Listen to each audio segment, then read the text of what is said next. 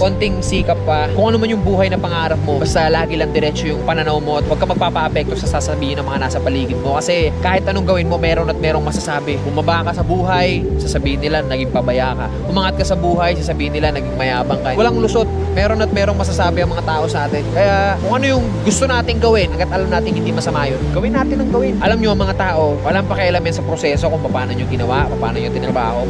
Mukhang ewan ka talaga para sa mga yan sa umpisa. Ang gustong makita lang ng mga tao palagi, yung finished product. Ano yung narating mo dyan. As long as di mo na papabayaan yung pamilya mo, yung sarili mo, so kung ano man yung tinatahak mo, banat lang.